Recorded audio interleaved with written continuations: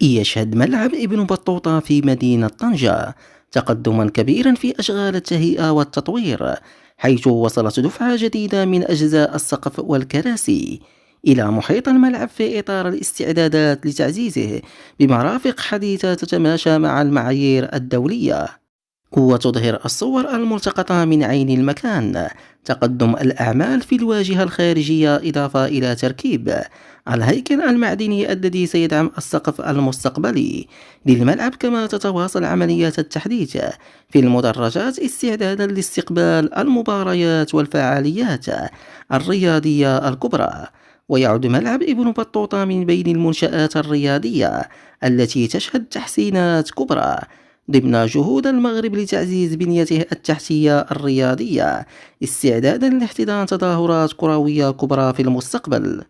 وتظهر الصور الملتقطة من عين المكان تقدم الأعمال في الواجهة الخارجية، إضافة إلى تركيب الهيكل المعدني الذي سيدعم السقف